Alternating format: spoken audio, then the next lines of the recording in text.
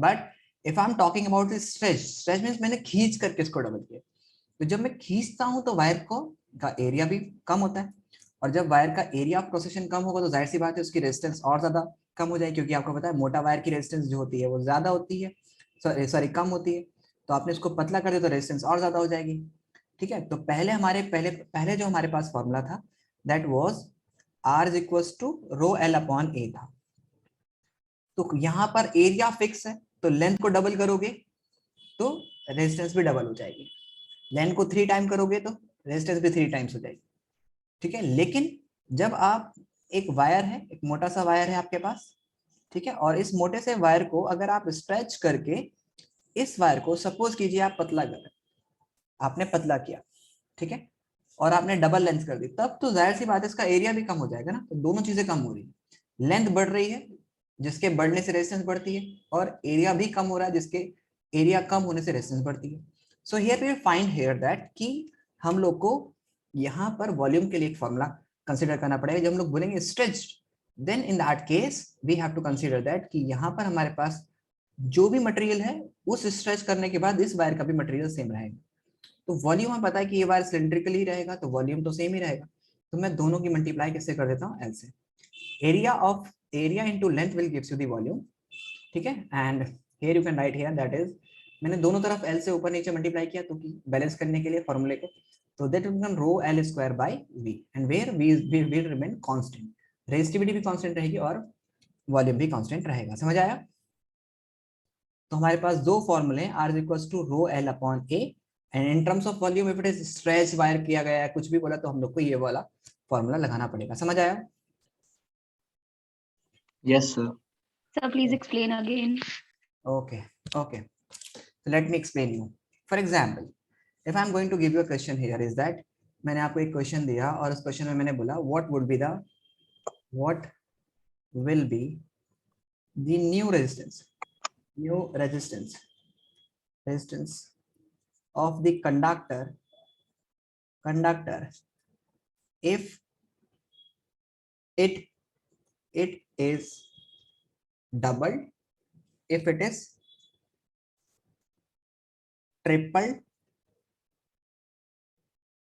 tripled किया गया, and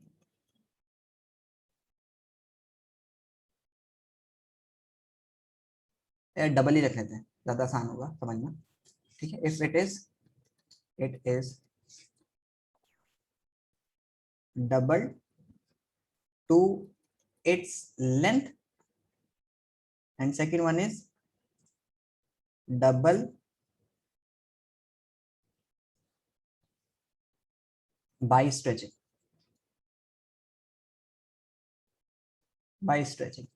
एक तो होता है कि डबल किया मैंने, उसको सिंपल डबल कर दिया, तो जाहिर सी बात है अगर मेरे पास कोई एल वायर है और मैं मार्केट से एक और एल लेंथ का वायर लेके आ गया तो जाहिर सी बात है इसकी रेजिस्टेंस कितनी हो जाएगी, डबल हो जाएगी। इसकी रेजिस्टेंस आर है तो इसकी भी आर होगी, तो टोटल रेजिस्टेंस कितनी हो जाएगी, 2R। और नहीं तो आप इसको ऐसे भी कैलकुलेट कर सकते हैं कि पहले इसकी रेजिस्टेंस कितनी थी, R is equals to rho L upon a, अब R डैश नई रेजिस्टेंस कितनी हो जाएगी, that will be rho 2 times हो गई एल, पहले डबल कर दिया गया तो 2L अपॉन ए, तो एरिया फिक्स है, तो that will you can take the 2 S बाहर इस तरफ ले लीजिए, rho L upon A, and this will be the value of original R, यहाँ पर आप R रख दीजिए, तो R is dash is equals to और 2 टाइम्स द R। ये आया है किसमें, जब आपने डबल किया है, ला करके मार्केट से लाए और उसको डबल कर दिया। एक होता है डबल किया स्ट्रेच करके, तो बेटा जब आप स्ट्रेच करते हो ना तो वॉल्यूम भी कम होता है, when you are stretching then the volume is also, जब आप स्ट्रेच करते हैं तो वॉल्यूम सेम रहता है, एरिया कम होगा। ये तो आपको पता है ना आपको कि अगर आप किसी भी जनरल सी बात है कि अगर आपने सपोज कीजिए कोई एक वायर लिया है जिसकी कोई भी रेजिस्टेंस है, let's suppose this is the wire, suppose this is the wire of R, length R, और आपने इसको स्ट्रेच किया है और स्ट्रेच करके आपने इसको डबल कर दिया, तो जाहिर सी बात है ये वाला रेजिस्टेंस में और इसमें फर्क होगा, क्योंकि इसका आप खींच करके जब आप इसको बड़ा करेंगे तो उसका क्या चीज चेंज हो जाएगा, एरिया ऑफ क्रॉस सेक्शन भी चेंज हो जाएगा, दोनों चीजें चेंज हो रही है। लेकिन जब आपने नॉर्मल डबल किया तो उसमें तो लेंथ आप वायर जितना थिकनेस का लेके आए उतनी ही थिकनेस का आपने उसमें ऐड कर दिया, तो उसमें एरिया चेंज नहीं हुआ। लेकिन जब स्ट्रेच करेंगे, वर्ड स्ट्रेच यूज किया जाएगा, तो उस वक्त उसका लेंथ का जो मतलब एरिया ऑफ क्रॉस सेक्शन होगा वो भी किस फैक्टर पे चेंज होगा। तो हम लोग इसके लिए हमारे पास फॉर्मूला होगा R is equals to rho L upon A. Okay, and here we know that the volume of this wire is also equals to the volume of this wire because we have stretch. तो material तो same है ना, इतना material इसका तो उतना ही material इसका भी है, तो वॉल्यूम सेम है। अब आपको पता है कि सिलेंडर जो होता है, सिलेंडर का वॉल्यूम कितना होता है, that is pi r square into l, ठीक है। तो pi r square into l, l मतलब हाइट, ये सिलेंडर का एरिया था। पाई आर स्क्वायर मतलब एरिया ऑफ बेस, जो बेस का एरिया है ये, इंटू एल मतलब हाइट। तो मैंने नीचे एल से और ऊपर भी एल से मल्टीप्लाई कर देता हूँ, तो यहाँ पर मेरे पास आ जाएगा rho L square by V, and this will be the resistance of the, in terms of volume this will be the resistance. तो अब मैं स्ट्रेच करके डबल करता हूँ, तो स्ट्रेच करके डबल करता हूँ तो मेरे पास R dash will be equals to rho 2 times the l हो चुका है मेरे पास, और मेरे को इसी को स्क्वायर करके लिखना होगा बिकॉज इस टाइम इस वक्त एल नहीं है वहां पर, खाली इस पर एल स्क्वायर है by V, V will remain same, इसका भी और इसका भी वॉल्यूम सेम है। तो R dash is equals to, rho कभी चेंज नहीं करता, रो तो फिक्स है, तो rho is equals to 4l square by, and take this 4 to this side, you will get here 4 rho L square by V, R dash की value आ जाएगी। अब R dash is equals to 4 and this is the original R, this will be the 4 times. तो जब आप stretch करके double करेंगे तो 4 टाइम्स हो जाएगा, क्योंकि अब लेंथ स्क्वायर में प्रोपोर्शनेट है। और अगर आप नॉर्मल डबल करते हैं बिना स्ट्रेच किए, उसके आगे जोड़ करके डबल करते हैं, तब उसमें दैट वुड बिकम दी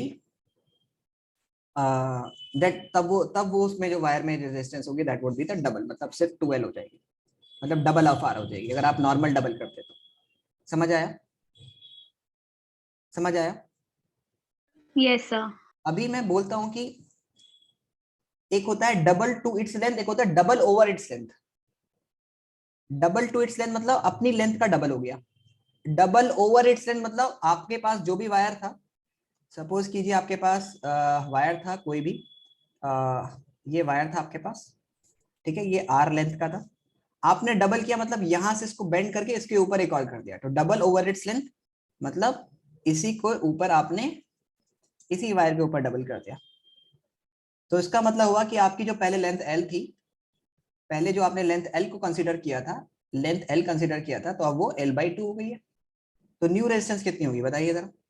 तो फिर से आपको क्या पता है कि इसका वॉल्यूम और इसका वॉल्यूम सेम रहेगा, सो फटाफट से आप फॉर्मूला लगाइए और निकालिए वैल्यू।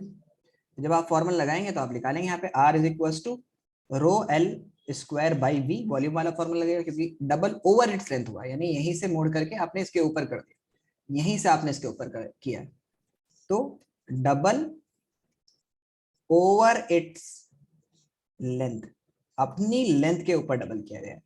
तो यहाँ पर आर डैश नई रेजिस्टेंस कितनी हो जाएगी, क्योंकि अब पहले हमारी लेंथ एल थी तो उसकी रेजिस्टेंस हमने आर कंसीडर की है, तो रो तो फिक्स ही रहेगा, रेजिस्टिविटी डज नॉट चेंज।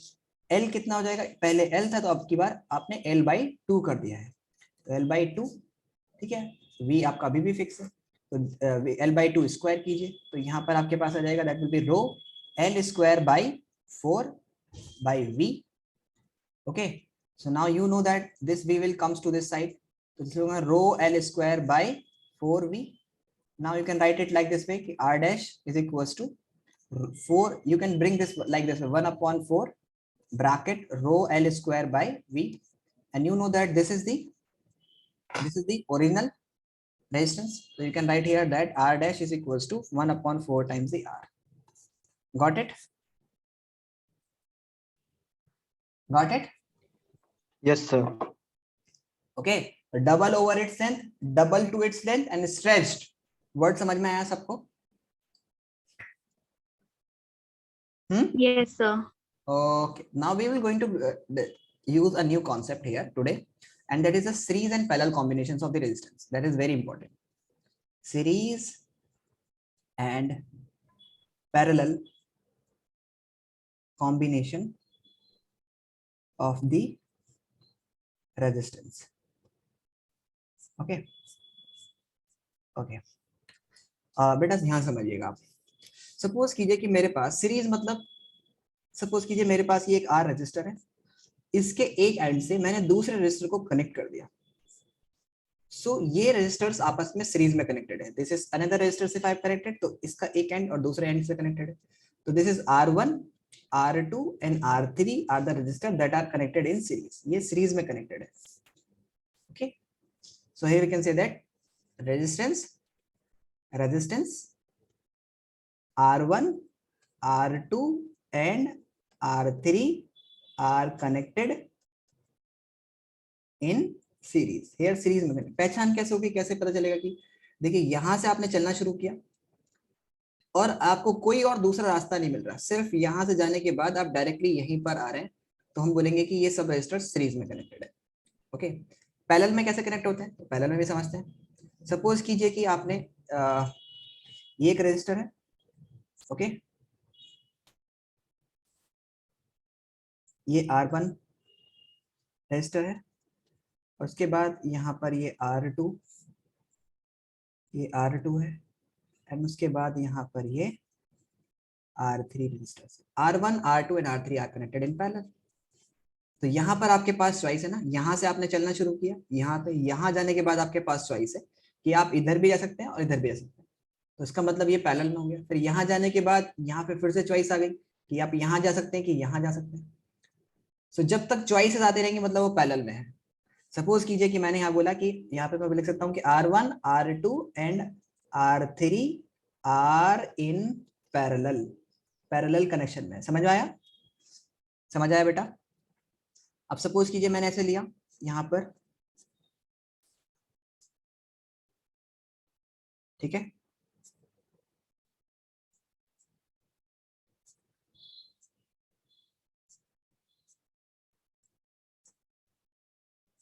मैंने ऐसे कनेक्ट किया, ये मेरे पास R1 है, ये मेरे पास R2 है, ये मेरे पास R3 है। तो अभी आपने यहाँ से चलना शुरू किया, यहाँ पर पहुंचे, यहाँ तक आपको कोई दो रास्ते नहीं मिले, लेकिन यहाँ पर आने के बाद आपके पास पॉइंट है कि आप इधर जा सकते हैं कि इधर जा सकते हैं। तो इसका मतलब आपके पास जैसे ही पॉइंट आएगा, इसका मतलब ये दो आगे के रजिस्टर्स जो है पैरेलल पे, हम कह लेंगे R2 and R3 are in parallel and R1 is in series. समझ आया? समझ आया? Sir, can you explain once more? बेटा देखो, चॉइस नहीं होगी ना जब तक, यहां से आपने चलना शुरू किया और यहां पर आने के बाद आपको कोई चॉइस नहीं मिली, सब कुछ यहीं से जाना है, आपको इसी रास्ते जाना है, तो ये R1 सीरीज में हो जाएगा।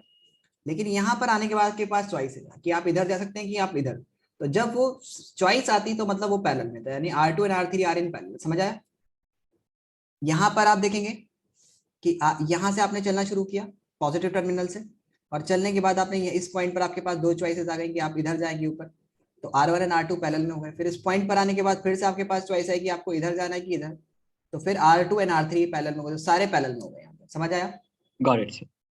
Got it? Yep. तो जब तक आपके पास चॉइसेस आती रहेंगी बेटा, जब तक आपके पास चॉइसेस आती रहेंगी तब तक पैरेलल में। मैं एक और बार ट्राई करता हूँ, फिर हम लोग इसका अच्छे से कॉन्सेप्ट समझेंगे। एक और बार ट्राई करते हैं। सपोज कीजिए कि मैंने अब ऐसे बनाया सर्किट, ठीक है, ठीक है,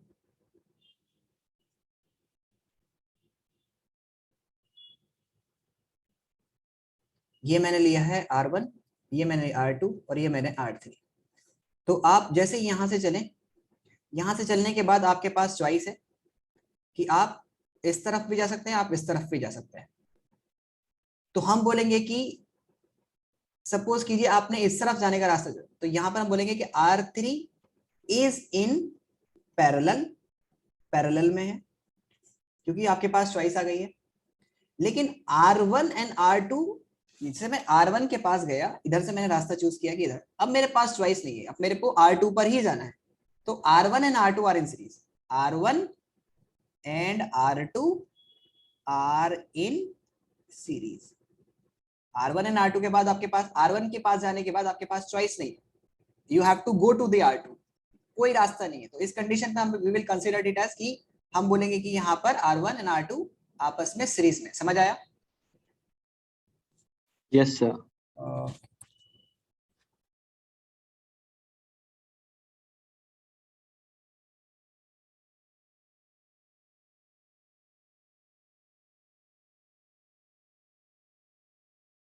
ओके, चलिए अब हम लोग को इससे कॉन्सेप्ट को समझना होगा बेटा, तेरा ध्यान से। अब बेटा बहुत इंपॉर्टेंट है, बहुत ही ज्यादा इंपॉर्टेंट है। सारे न्यूमेरिकल को सॉल्व करने का एक ही राज, जरा ध्यान समझिएगा बेटा, मैंने जब आपको when I was teaching you, during that time I told you that the current is the rate of flow of charge. और चार्ज किसके पास होता है? इलेक्ट्रॉन के पास होता है। यानी कि हम लोग इनडायरेक्टली बोल सकते हैं कि जब इलेक्ट्रॉन फ्लो करते हैं तो मैं बहुत प्यार से अच्छे से समझाऊंगा, कॉन्सेप्ट एकदम क्लियर होना चाहिए। सभी बच्चों से पहले पूछ लेता हूँ क्लास में कौन कौन है, जरा एक बार मैं देख लेता हूँ। Sir, Syed, you forgot. Syed, is am audible? असीला, Tanishka, Yusuf? Yes, sir. Yes, sir. Yes, sir. Okay.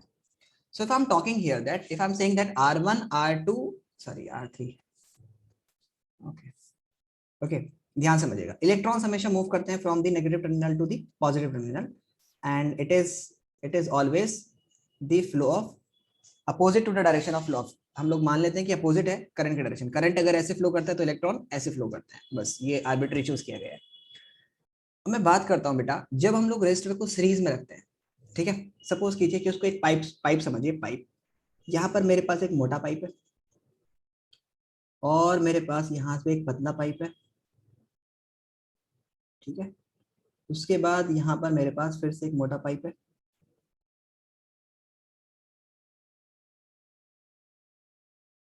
ठीक है। सो अब अगर सपोज कीजिए कि यहां से मैं 5 लीटर वाटर 1 सेकंड में फ्लो करा रहा हूं, इस पाइप से मैं 5 litre water is flowing in 1 second, okay. So बेटा, क्या इस वाले पाइप से 5 लीटर वाटर नहीं फ्लो करेगा 1 सेकेंड में? अगर ये बात नहीं कहूं कि नहीं करेगा तो गलत हो जाएगा। क्यों? क्योंकि अगर मैं बोलता हूं कि 2 लीटर पानी सपोज कीजिए, क्योंकि पतला पाइप है तो 2 लीटर पानी फ्लो कर रहा है 1 सेकंड में, तो बाकी का 3 लीटर पानी कहां जाएगा? पाइप कोई स्टोरेज तो है नहीं जहां पर जमा हो जाएगा। जितना पानी आप उसमें एक एंड से डाल रहे हो उतना ही दूसरे एंड से पानी निकलेगा। तो if I am entering the water 5 litre पर सेकंड, देन इस जगह पर भी 5 लीटर पर सेकंड से ही वाटर फ्लो करेगा।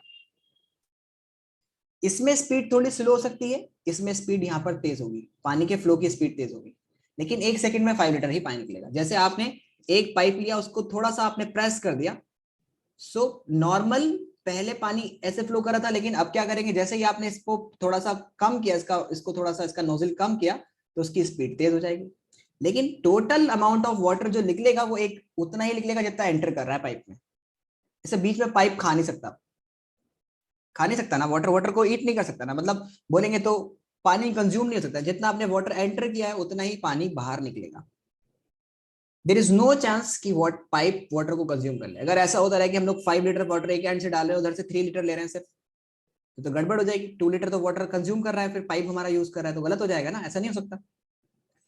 सो हम बोलेंगे कि स्पीड कम या स्पीड ज्यादा हो सकती है, वो अलग बात है, लेकिन बेटा जितना जितना वाटर आपने एक एंड से एंटर कराया उतना ही दूसरे एंड से जाएगा। इसी तरह से अगर मैं बोल रहा हूं कि 1 सेकंड में यहां से जितने इलेक्ट्रॉन निकल रहे हैं और इस तरफ जा रहे हैं, तो वो इसमें भी उतने ही जाएंगे, इसमें भी उतने ही 1 सेकंड में जाएंगे, इसमें भी उतने ही 1 सेकंड में जाएंगे। ऐसा तो है नहीं कि रेजिस्टेंस इलेक्ट्रॉन को कंज्यूम कर ले या खा जाए, ऐसा तो नहीं सकता। Charge can neither be created not destroyed, charge can neither be created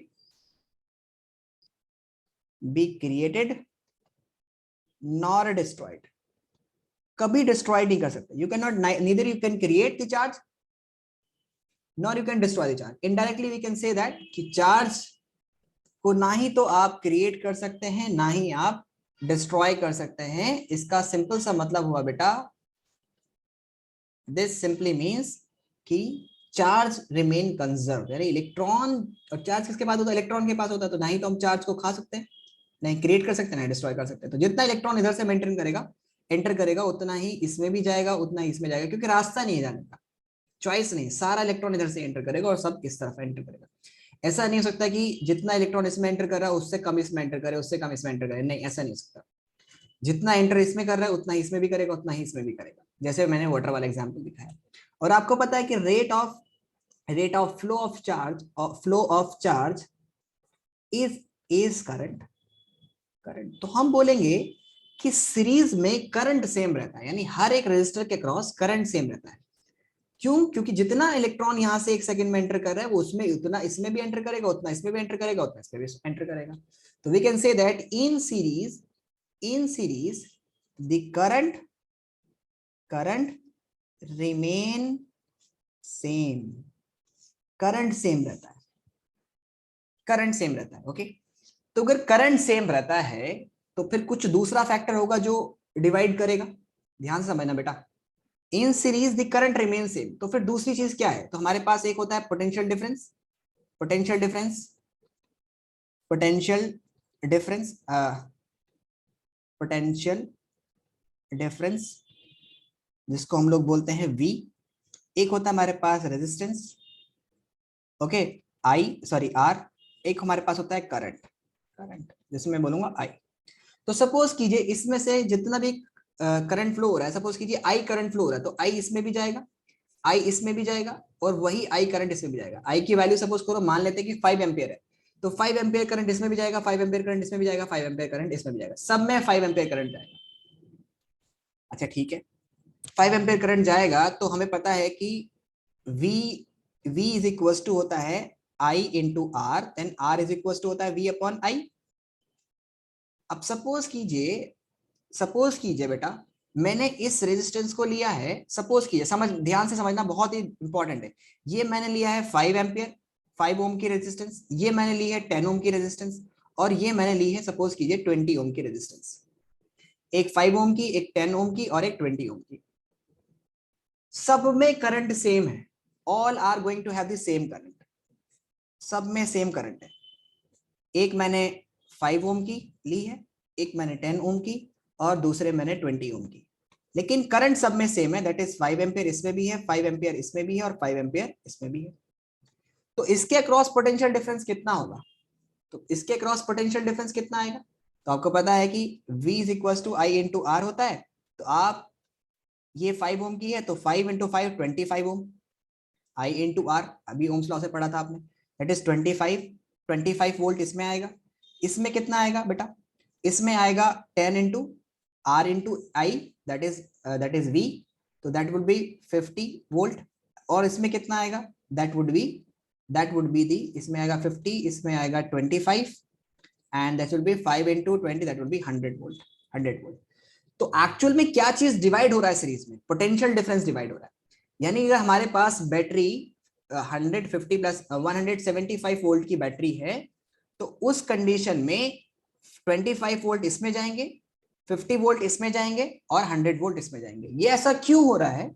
ये इसलिए हो रहा है क्योंकि सीरीज में करंट सेम रहता है। तो करंट सेम रहेगा तो फिर आर भी फिक्स है सबका, तो फिर पोटेंशियल डिफरेंस अलग अलग होगा ना। अगर पोटेंशियल डिफरेंस भी सेम हो जाएगा तो फिर तो आर भी सेम होगा, तब सब कुछ ही गड़बड़ हो जाएगा ना। मतलब ऐसा नहीं हो सकता कि नहीं, अलग अलग रेजिस्टेंस है तो फिर जाहिर सी बात है उनकी product R is equal to V upon I होता है, तो I इंटू आर हमेशा V के बराबर होगा। अगर सबका V सेम हो जाएगा तो फिर गड़बड़ हो जाएगी ना।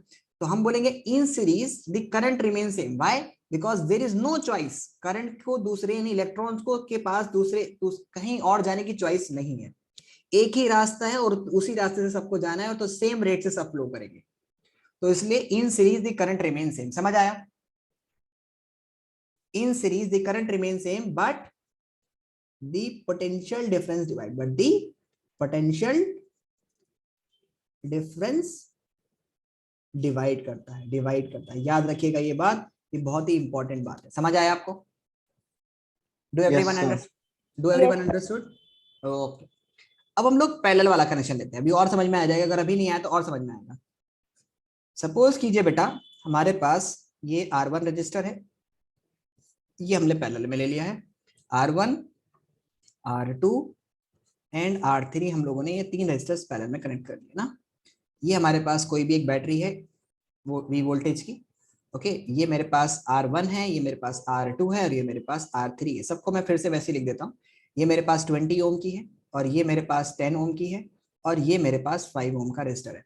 ओके, आप बताइए जब मैं यहाँ से करंट को फ्लो कराऊंगा, यानी इलेक्ट्रॉन को फ्लो करा रहा हूँ, यहाँ से मेरे पास इलेक्ट्रॉन्स फ्लो कर रहे हैं। इस पॉइंट पर जाने के बाद इलेक्ट्रॉन के पास 2 चॉइस आ गई ना, कि वो इधर जाए कि इधर जाए, है ना। It has the 2 choices. तो अब आपको पता है कि जितना, सपोज कीजिए आपने एक पाइप है, उस पाइप से आपने इलेक्ट्रॉन्स वाटर को भेज रहे हैं, यहाँ से आपने 5 लीटर वाटर को भेजा, 5 लीटर्स वाटर को भेजा, ठीक है। तो 5 लीटर मतलब 1 सेकंड में जा रहा है। अब आपने यहाँ पर 2 पाइप को कनेक्ट कर दिया, आगे आपने यहाँ पर इस तरह से कुछ 5 लीटर है यहाँ पर, और आपने 2 पाइप्स को यहाँ पे कनेक्ट कर दिया, ठीक है।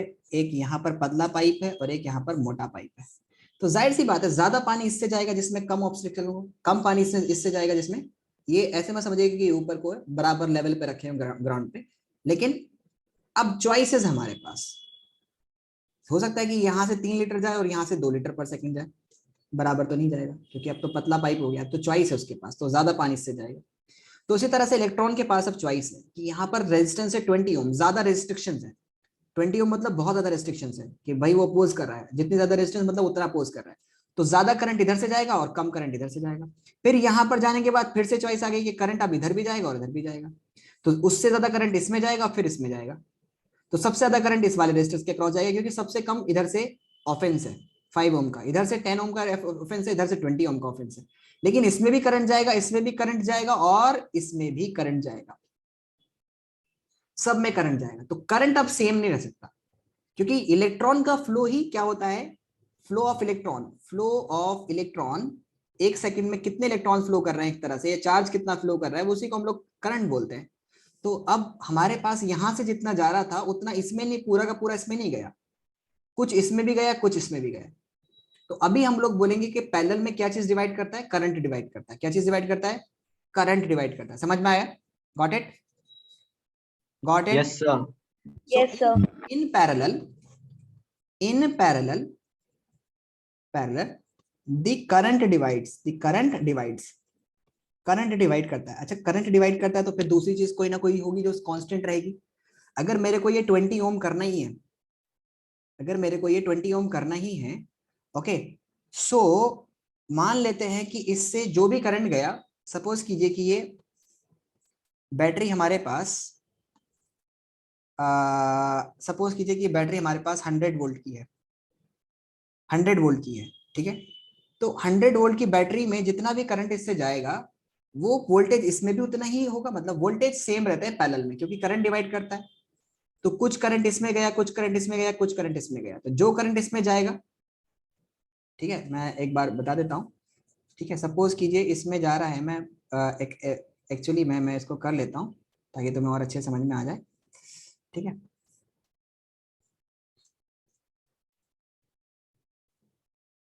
ठीक है, सपोज कीजिए 100 वोल्ट की बैटरी है हमारे पास, और 1 मिनट, 1/4, 1/5, 1/10,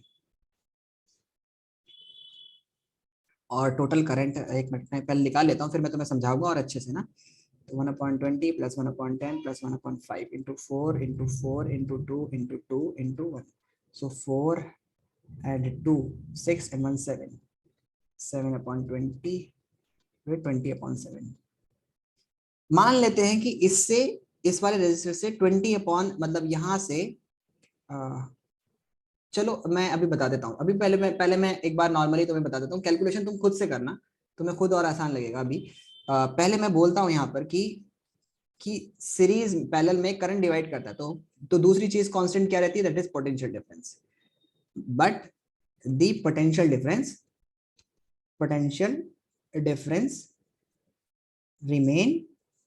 रिमेन सेम। इसका जीता जाता एग्जांपल ये है कि you use in your home, जितने भी आप कनेक्शन यूज करते हैं वो सब पैरेलल में कनेक्शन होते हैं, और पैरेलल में कनेक्शन होने की वजह से, बेटा ध्यान समझना, पैरेलल में कनेक्शन होने की वजह से सब में सेम वोल्टेज जाता है। आपने देखा होगा कि आपका जो चार्जर है वो भी 220 वोल्ट लिखा रहता है जबकि वो इतनी कम इलेक्ट्रिसिटी को यूज करता है। आपका रेफ्रिजरेटर है वो भी 220 वोल्ट पर चलता है, आपकी वॉशिंग मशीन है वो भी 220 वोल्ट पर चलती है। तो everything is working on the 220 volt. So सभी जितना भी ये रेजिस्टर्स है हमारे पास, सबके सब 220 वोल्ट पर चलते हैं। तो क्या चीज डिफरेंट रहती है, फिर करंट। तो आपको करंट तो मैंने बता दिया क्योंकि इलेक्ट्रॉन्स इसमें भी जाते हैं, इसमें भी जाते हैं, इसमें भी जाते हैं। तो अब जरा हम लोग एक इक्विवेलेंट फॉर्मूला निकालते हैं कि सीरीज में क्या होती है इक्विवेलेंट रेजिस्टेंस और पैरेलल में क्या होती है। तो चलिए अभी हम लोग निकालते हैं equivalent resistance in series. Equivalent resistance in series, series में इक्विवेलेंट रेजिस्टेंस कितनी होती है उसके लिए फॉर्मूला ड्राइव करते हैं। सपोज कीजिए बेटा हमारे पास ये R1 रजिस्टर है 1, उसके बाद हमारे पास ये R2 रजिस्टर है, उसके बाद हमारे पास ये R3 रजिस्टर है, एंड सो ऑन। आगे चलते चलते मान लेते हैं कि यहाँ पर हमारे पास ये Rn, आगे तक पहुंचते पहुंचते Rn रजिस्टर से they are connected in series. So हम लिखेंगे we know that in series the current remains same, but the potential difference divide, but the potential difference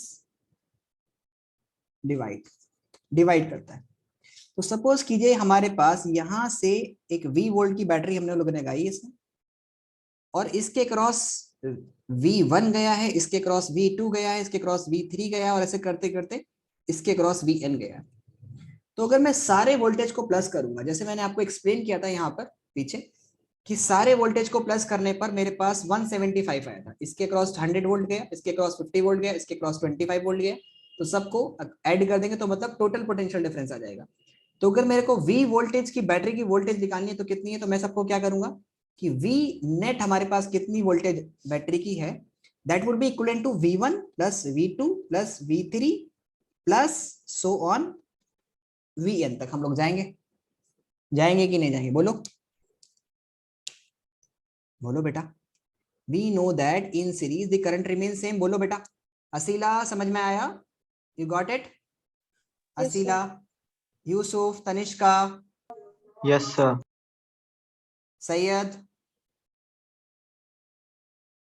Syed, are you there in the class? Syed Ahmed, ये बच्चा पता नहीं कहाँ चला जाता है क्लास ऑन करके। Okay, so V net is equal to, हमारे पास ये वैल्यू आ जाएगी। Okay, and then we will find कि हम लोग को पता है कि we net is equal V1 कितना होगा, V1 की वैल्यू क्या होगी। तो आपको पता है कि we know that in series the current remain same, तो let I is the current flowing in the circuit में हम लोग कंसीडर कर लेते हैं कि I करंट फ्लो हो रहा है। तो I करंट इसके क्रॉस भी जाएगा, I करंट इसके क्रॉस भी जाएगा, I करंट इसमें भी जाएगा, I करंट इसमें भी जाएगा, सब में I जाएगा। बिकॉज क्यों? क्योंकि सीरीज में करंट सेम रहता है, इसलिए करंट का डिवीजन नहीं होगा। करंट I1 I2 I3 नहीं होगा, बिकॉज वो सब में सेम रहेगा। सो अगर मैं बोलूं कि V1 की वैल्यू क्या होगी, तो वी नो दैट कि V is equal to I into R होता है। तो V1 is equal to, I तो सेम है, I1 नहीं लिखेंगे इसलिए हम लोग I लिखेंगे, और R1। तो we can write here that V1 is equals to I into R1 because I is common for all. I सब में सेम है, I इसमें भी सेम है, इसमें भी, सब में I सेम है। तो we can say that the V1 is equals to I, जितना करंट उसमें गया क्रॉस दी, इसके क्रॉस जो भी रेजिस्टेंस है वो, plus I into R2 plus I into R3 plus I into Rn, and then we will take the I as common from both, from all, and we can write here R1 plus R2 plus R3 plus so on Rn, जितने भी resistors आप connect करेंगे। And this is the actual, we can say that V net, and this is actually the net current. We are not saying कि इसके cross current सब में same है। So we can simply say that कि V net हमारे पास जो होगा that would be the V net upon I net is equals to R1, we bring this to this side, R1 plus R2 plus R3 plus Rn, जितने भी हमारे पास resistors होंगे, ठीक है। Okay, and you know that कि V upon I is equals to होता है R। तो वी कैन से दैट अगर अपने यहाँ पे नेट पोटेंशियल डिफरेंस लिखा है, जो भी यहाँ पर वैल्यू है, और यहाँ पर करंट जो भी है, तो वो इक्विवेलेंट रेजिस्टेंस देगा आपको सबकी। तो we can say that here कि we can write here R equivalent या R net, you can write here R net in a total is equals to R1 plus R2 plus R3 and so on। यानी series में आपको अगर equivalent resistance निकालनी है, suppose कीजिए ये 5 ओम का रेजिस्टर है, ये 2 ओम का रेजिस्टर है, ये 5 ओम का, ये 2 ओम का, 4 रेजिस्टर मान लेते, तो 5 into 7, 5 into 7, 7 7 14, सबको ऐड कर दीजिए, मतलब सिंपल ऐड करना है direct, and you will get your answer. समझ आया? Yes, So sir. once more, can you explain this part, V net part? V net, okay, V net is the, we have calculated that V net यानी total voltage जो होंगे, because we have, देखिए potential difference divide करता है, तो इसमें V1 होगा, इसमें V2 होगा, इसमें मान लेते हैं V3 होगा, इसमें Vn होगा, सबका अलग अलग होगा। अगर सब R1 R2 R3 सब अलग अलग है तो विल कंसीडर कि सब में अलग अलग पोटेंशियल डिफरेंस होगा। तो मान लेते हैं इसके क्रॉस V1 है, इसके क्रॉस V2 है, इसके क्रॉस V3 है, इसके क्रॉस Vn। तो V नेट जो होगा वो टोटल किसके बराबर होगा, यानी ये वाला जो V की वैल्यू है वो V1 plus V2 plus V3 plus Vn, इस तरह से होगा। V net is equal to, अब V I1 की वैल्यू क्या होगी, V I1 is equal to, I1 की वैल्यू होगी, करंट तो I ही गया सब में, 1 I मतलब सेम है, तो I इंटू R1, क्योंकि V is equal to I into R होता है, I इंटू R होता है। तो अगर आपको V1 चाहिए तो R1 कर दीजिए। सो यहाँ पर I into R1 plus I into R2, V2 की वैल्यू होगी, फिर R3 I into R3 and so on. फिर आप I कॉमन ले लीजिए सब में से, तो I कॉमन ले लेंगे तो यहाँ पर R1 plus R2 plus R3 इस तरह से बनेगा। फिर ये जो I नेट है ये नीचे आ जाएगा, this I net will comes down, तो V net upon I net आ जाएगा is equal to R1 plus R2 plus R3 and so on. उसके बाद आपको कुछ नहीं करना, V net upon I net, V upon I Ohm's law से R के बराबर होता है, तो आपने R net लिख दिया is equal to R1 plus R2 plus R3। फटाफट से इसको कॉपी कीजिए and then we shall be moving to the next derivation of parallel. Okay,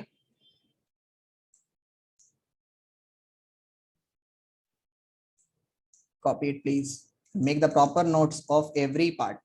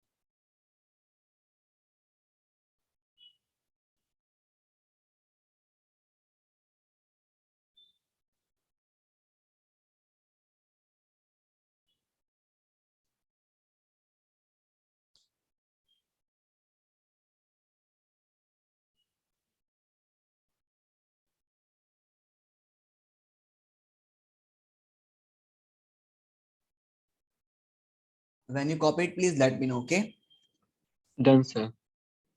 everyone. Tanishka, Sila, Ahmed, done. Yes, sir. Okay, so let's move further. Now moving to the towards the equivalent resistance, and then we shall be going to practice the questions regarding to this topic. Now suppose we have the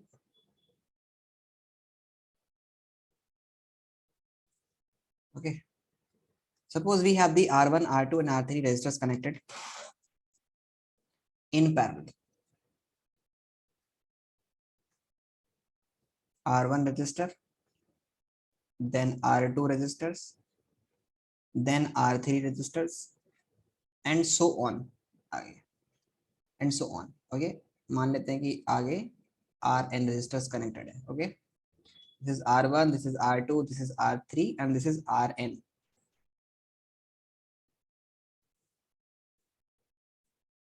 And so on.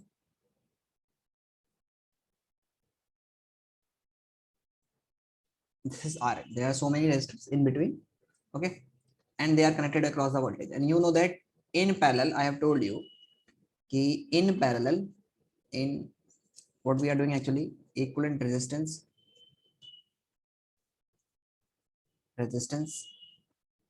in parallel. Okay, so if I'm here that it is V volt, okay, से cross अपने connect किया, तो suppose कीजिए कि आपके पास I V1 है R1, okay, तो इसके क्रॉस भी वोल्टेज सेम ही जाएगा क्योंकि अब करंट डिवाइड कर रहे हैं। इसमें भी V वोल्टेज जाएगा, इसमें भी V वोल्टेज जाएगा, सब में V वोल्टेज जाएगा, तो सब में V मान लेता हूँ, इसमें V जाएगा, इसमें V, इसमें V जाएगा, सब में सेम वोल्टेज जाएंगे, लेकिन क्या चीज डिफरेंट होगी, करंट सेम होगा सर, करंट डिफरेंट होगा।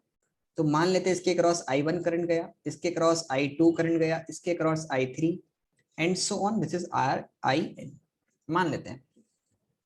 तो लिखेंगे यहां पर कि in parallel the current divide करता है, but the potential difference remain same, ये सेम रहता है, मान लेते हैं। ओके, तो अभी मैं यहाँ पर बोल रहा हूँ कि सपोज कीजिए, बेटा ध्यान समझिएगा सभी बच्चे, जो चीज डिवाइड कर दी ना उसको हम लोग लिखते हैं कि आई इक्विवेलेंट यहाँ पर कितना होगा, I equivalent is equal to I1, जो भी यहाँ पर नेट आई यहाँ से गया होगा, आई वो डिवाइड कर रहा है हर पॉइंट पर, यहाँ से फर्दर ये डिवाइड कर रहा है, तो यहाँ से तो आई गया लेकिन डिवाइड कर रहा है आगे, तो I1 is equal to I2 plus I3 plus so on IN मान लेते हैं। Now I equivalent is equal to, यानी आई इक्विवेलेंट मतलब आई टोटल, जितना भी करंट होगा जितने भी सभी को ऐड कर दीजिए, you will get the I equal. अब यहाँ पर I1 की वैल्यू क्या होगी, तो you know that R is equal to V upon I होता है formula, I is equal to V upon R। Okay, तो मान लेते हैं कि I1 की वैल्यू क्या होगी, अगर मेरे को I1 निकालना है, I1, तो that would B V is constant for all, सब में V सेम रहेगा, V इसमें भी सेम है, इसमें भी सेम है, इस सब में V सेम है, V is same because in parallel V remain same, तो V तो सेम रहेगा, लेकिन I1 निकालना है तो मेरे को उसको यहाँ पर R1 करना होगा, तो I can write here V upon R1 plus V upon R2 plus V upon R3 plus V upon Rn. Now you can take the V as common. When you take the V as common, you can write here 1 upon R1 plus 1 upon R2, 1 upon R2 plus 1 upon R3 and plus 1 upon Rn, because you have taken the V as common. Then this V is net V, जो भी सब में है, जो भी ये हम यहाँ पर वोल्टेज होंगे वही सब में बराबर जाएंगे, तो यहाँ पर V net, तो you can write here I net and bring this V to downward, so you can write here I net upon V net is equals to 1 upon R1 plus 1 upon R2 plus 1 upon R3 and plus 1 upon Rn. Okay, got it? Got it? Got it, sir. Now you know that कि R is equals to होता है V upon I,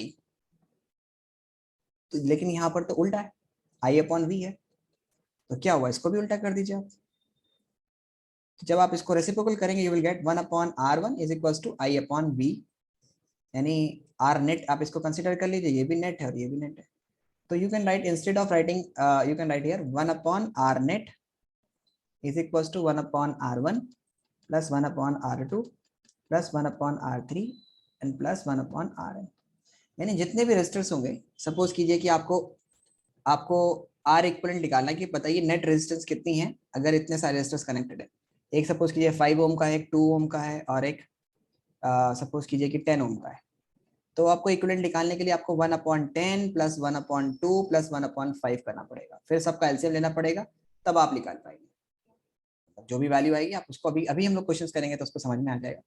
सो पहले आप इसको copy कीजिए, फिर हम लोग क्वेश्चंस करते हैं, कॉपी कीजिए। If you don't understood, please let me know, okay?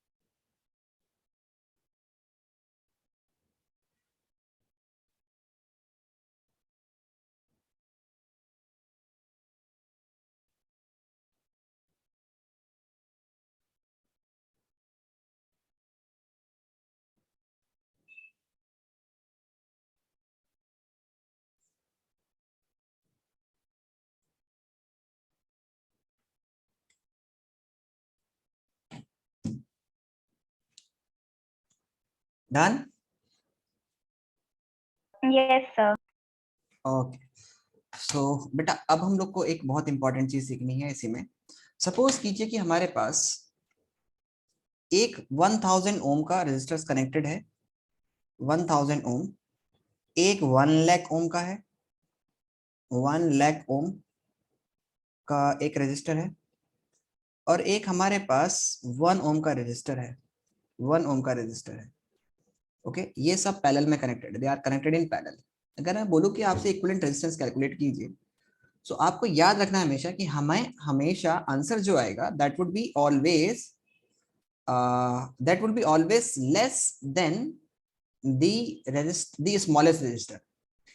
Parallel में हमेशा स्मॉलेस्ट रजिस्टर से कम का आंसर आता है,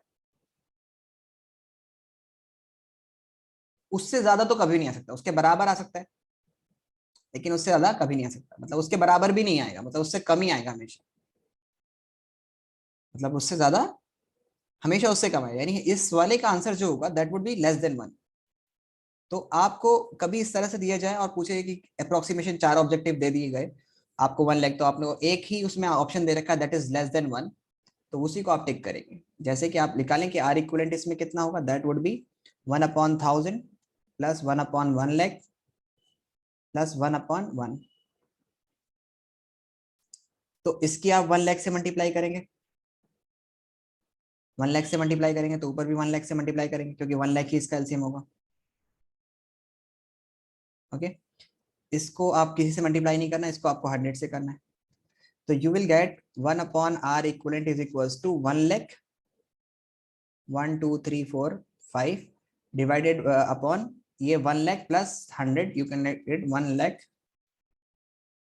this is your. So when you divide the required, so you R equivalent for this one, you need, if you need to get the R equivalent, so you have to reciprocal this, आपको इसको reciprocal करना होगा, that will be 1100 divided by 1 lakh। so ये यहाँ पर आप देखेंगे कि न्यूमेटर आपका बड़ा है as comparison to denominator, ठीक है, आपका न्यूमेटर बड़ा है और सॉरी न्यूमेटर छोटा है, डिनोमिनेटर बड़ा है। तो whenever you are going to have the smaller numerator and denominator, so it will be always less than 1, मतलब यहाँ पर 1 से कम आएगा आंसर। सो हम बोलेंगे कि ऑलवेज जो भी छोटी से छोटी रेजिस्टेंस होगी उससे कम आपका आंसर आएगा। समझ आया? समझ आया बेटा? Yes sir. So the net resistance in parallel is always less than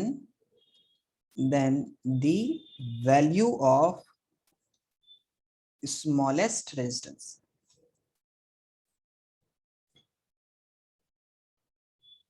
smallest resistance या लीस्ट रेजिस्टेंस भी आप लिख सकते हैं। समझ में आया बेटा? You got it? जी सर। ओके, अब आगे इसमें एक और पॉइंट है कि सपोज कीजिए ये है, अगर आपको 50 रेजिस्टर्स आपके कनेक्टेड है एक, और सब सेम ओम के 5 ओम के सब 50 रेजिस्टर्स आपके पास हैं, ठीक है, 5 ओम के 50 रेजिस्टर्स आपके पास कनेक्टेड है एंड सो ऑन। मैं इसको कर देता हूं कि ऐसे 5 ओम के एंड सो ऑन 50 रेजिस्टर्स आपके कनेक्टेड हैं, ठीक है। सो आपको आर इक्विवेलेंट निकालना होगा तो आप क्या करेंगे, 1/5 plus 1/5 plus 1/5 and so on करते करते आप इसको 1/5 यानी 50 तक लेके जाएंगे। सो आपको पता है कि जब आपका एलसीएम आएगा तो यहाँ पर तो आप 5 ही लिख देंगे, एलसीएम तो 5 ही होगा क्योंकि सब सेम उसके। लेकिन यहाँ पर 1 plus 2 plus 1 plus 1 2 plus 1 3 plus ऐसे करते करते आपके पास कितना वैल्यू आएगी यहाँ पे, बोलिए कितनी वैल्यू आएगी? 50 रजिस्टर से तो 50 आएगी ना, आएगी कि नहीं आएगी, बोलिए। Yes, sir. So we will get R equivalent is equals to here you will get 5/50। So in case of same resistors connected in a parallel, then equivalent R equivalent will be then R equivalent would be equivalent to R each, मतलब हर एक resistor कितने ओम का है upon n number of resistance, जितने resistors आपने connect किए तो आप 5, आपका हर एक रेजिस्टर 5 ओम का था तो वो अपॉन डिवाइडेड बाय 50, कितने रेजिस्टर्स है आपके, आप डायरेक्टली लिख दे, ये सब करने की जरूरत नहीं, डायरेक्टली निकाल लेंगे। ओके, समझ आया बेटा? Yes, sir. Yes sir. चलो कितना है अभी टाइम? अभी टाइम है सो अभी हम लोग एक दो क्वेश्चंस करते हैं, ठीक है, और समझने की कोशिश कीजिएगा। चलो एनसीईआरटी के पहले करते हैं आसान वाले, फिर हम लोग उसी के हिसाब से करना शुरू करेंगे आगे। ओके चलो wait a minute.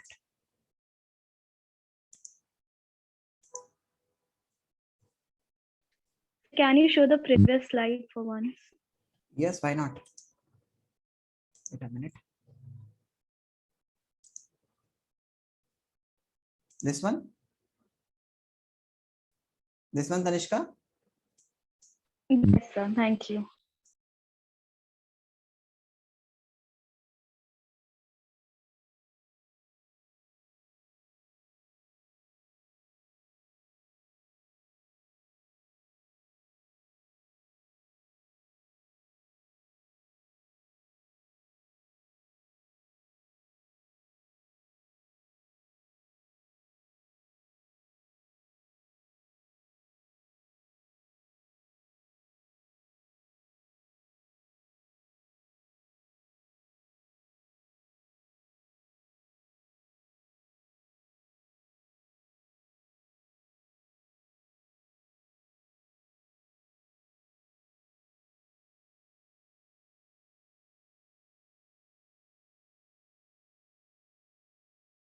So you can remove it if you want to. I just wanted to take a screenshot.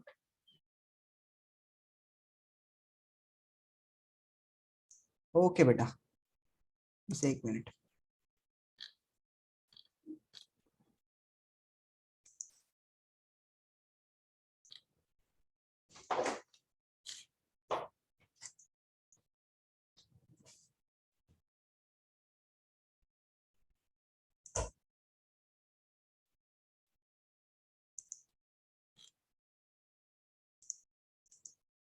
So here is your questions and you need to solve these. Okay, so let's discuss कि आप देखते हैं कितनी आसानी से कर पाएंगे।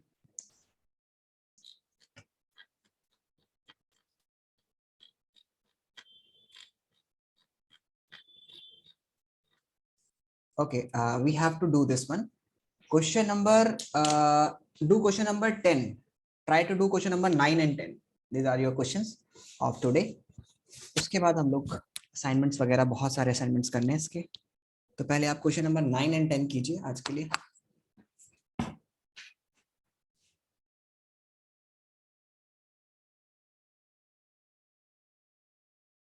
चलिए मैं हेल्प करता हूँ आपकी ना, कि अभी पहले ही क्वेश्चन है। तो how many resistors of 460 ohm, sorry 176 ohm in parallels are required to carry a current of 5 ampere and 220 volt with line, मतलब लाइन से जो मैक्सिमम करंट पास हो सकता है वो 5 वोल्ट और 220 वोल्ट से और 5 एम्पियर करंट उससे पास हो सकता है, और कितने रेजिस्टर्स आप 176 ओम के कनेक्ट कर सकते हैं। तो मैंने आपको अभी फॉर्मूला लिखवाया था ये वाला, और इसी फॉर्मूले के अकॉर्डिंग हम लोग अगर देखें तो चलो देखते हैं कि आपको पूछा गया है कि 176 ओम के आपके पास हर एक रेजिस्टर है, कितने रेजिस्टर्स आप कनेक्ट कर सकते हैं पैरेलल में, ताकि नेट करंट 176 ओम, ताकि नेट करंट 200 नेट करंट जो हो दैट वुड बी 5 एम्पियर, और ये 220 वोल्ट से कनेक्टेड हो। Okay, so how many resistors can be connected? So actually में आपको निकालना है 176 ओम के कितने रेजिस्टर्स आप कनेक्ट कर सकते हैं, आपको बताना है ऐसे। सो आपको पता है कि नेट रेजिस्टेंस कितनी होगी, जो नेट करंट है डिवाइडेड बाय दिस वन, होगा कि नहीं होगा? तो आप लिख सकते हैं कि R is equals to net, R equivalent is equals to V upon R equivalent is equals to V upon V net upon I net होता है, I नेट। ये बराबर होता है कि नहीं होता? बोलो होता कि नहीं होता? बोलो बेटा, होता है कि नहीं होता है? Yes sir. यानी टोटल टोटल रेजिस्टेंस जो होगा इस सर्किट का वो किसके बराबर होगा, total V voltage divided by total current, और उसने बोला है कि 5 एम्पियर मैक्सिमम करंट इस सर्किट से जा सकता है, मतलब टोटल करंट 5 एम्पियर है। सो आप और R इक्विवेलेंट पैरेलल में किसके बराबर होता है, जब सेम रेजिस्टर्स कनेक्टेड होते हैं तो that is equals to R each divided by N। होता है कि नहीं होता बताइए। अगर जी आपको सर। 176 ओम के जितने भी रेजिस्टर्स है आपको कितने रेजिस्टर्स कनेक्टेड करेंगे, वो उसकी अगर नेट रेजिस्टेंस आपको निकालनी है तो R each divided by N से आप रख दीजिए। अभी मैंने आपको ये सिखाया पीछे, देखिए अगर आपने पीछे मैंने अभी सिखाया आपको कि 5 ओम के अगर आपके पास 50 रेजिस्टर्स हैं तो इक्विवेलेंट रेजिस्टेंस कितनी आई थी आपकी 5, यानी R ईच डिवाइडेड बाय 50 जितने रेजिस्टर्स हैं। तो अभी आपको N की वैल्यू निकालनी है, आपको ईच तो पता है कितना है, सो आप वैल्यू यहाँ पे पुट कर दिए, R each upon N is equals to 220 upon I, that is 5. Now R each is 176 upon N is equals to 220 divided by 5. Now you can cut this one. You can divide it by 11. So you can get here 20. 11 twos are 22 and 11 ones are and 11 sixes are. Okay, and 5 ones are and 5 fours are and 4 ones are and 4 fours are. So N will goes to that side and you will get here N is equals to 4. Got it? Or you can do by simple calculation 176 upon N is equals to 220 upon 5. तो आप ऐसे भी कर सकते हैं, पहले आप divide कर लीजिए, will get 44. Now bring this N to that side and this 44 to down side. So you will get here N is equals to 176 divided by 44. Start dividing it by 11. 11 fours are, 11 16s are and 11 ones are, sorry 4 ones are and 4 fours are. So you will get N is equals to N. ये 4 resistance आप 176 ओम के आप connect कर सकते हैं अगर आपको 5 ampere net current चाहिए तो मैक्सिमम। ओके, समझ आया? Yes, जी sir. Sir. Everyone understood? Please copy this one.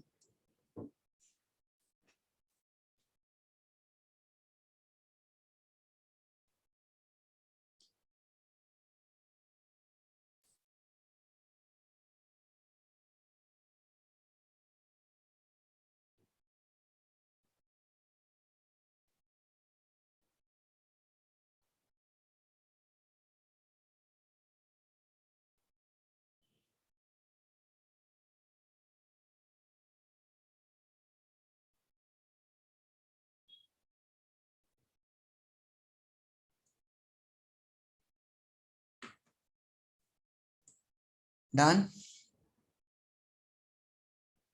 Yes, sir. Okay, so let's move further and last question. So we have this question now.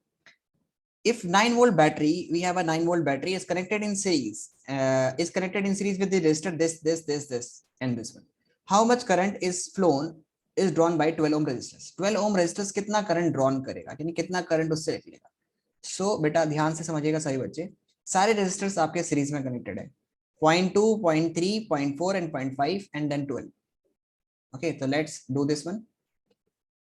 Okay, so if we have 0.2 ohm resistors, then 0.3, then 0.5, and then I think 0.2, 0.3, 0.5, and I think it is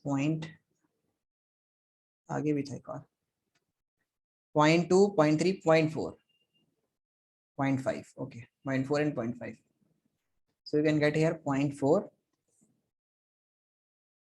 0.4 and 0.5 and then 12 ohm. 12 ohm resistors is connected with a 9-volt battery. Is connected with 9-volt battery. 9-volt battery. So you know that the current across in series remains same. जितना current इसमें जाएगा उतना इसमें भी जाएगा, उतना इसमें भी जाएगा, उतना इसमें भी जाएगा, उतना इसमें भी जाएगा। लेकिन एग्जामिनर ने हमसे स्पेशली पूछा है कि 12 ओम का के अक्रॉस कितना करंट जाएगा, तो वो सेम जाएगा। आपको पूरा करंट जितना भी होगा सर्किट का वो आपको निकालना होगा, यानी यहां से जितना भी आई होगा वो सब में बराबर जाएगा, because in series the current remain same. Current बेटा सेम रहता है। और अगर करंट सेम है तो बोलो, अगर करंट सेम है तो हम लोग क्या बोलेंगे कि आपको अगर I की वैल्यू निकालनी तो आपको पूरा इक्विवेलेंट रेजिस्टेंस चाहिए होगा ना, पूरा सबका, क्योंकि जो I है आपका वो नेट I है, मतलब जो I यहाँ पर होगा net I, that would be the I in this one, in this one, in this one, in this one, in this one. And for calculating the net I, you have to write here that is I is equals to V net upon R net. Okay, I is equals to, you can get here I is equals to V upon R. So if you are going to calculate the net I, because you need know that कि जितना total I होता है वो सब में बराबर जाता है, बराबर मतलब सब में जाएगा, सेम जाएगा, इसमें ये नहीं होता कि इसमें कम जाएगा, because I have told you कि इलेक्ट्रॉन्स का फ्लो सब में सेम रहेगा, तो इट इज इंडिपेंडेंट कि एक ही रास्ता इलेक्ट्रॉन के पास जाने का, तो मजबूरी है वो सब में सब बराबर जाएगा. So V net, we know that it is 9 volt battery, but we don't know the R net. So R net in series you can calculate. R net in series you can calculate. It is just simple sum. In series R net is equals to R1 plus R2 plus R3. How many are there? 5. R4 plus R5. And you can write here R1. What is R1? That is 0.2 plus 0.3 plus 0.4 plus 0.5 plus 12. So how much will it? It will be 5 and 2, 5, 10, 1 ohm, 1 ohm, and that will be 1.4. 13 plus 4, 13.4. 13.4. Okay, so you will get here V is 9 and upon 13.4. Okay, so I net. So this is the I that will be going passing through this one. Okay, got it? Yes, sir. मजा आया? Yes, sir. Everyone, do not miss the next science class. किसी भी हाल में नहीं miss करनी, क्योंकि उसमें हम लोग बहुत सारे क्वेश्चंस को प्रैक्टिस करेंगे. So that's all for today. We'll meet you in the next class. Okay, beta, take care. Thank you, sir.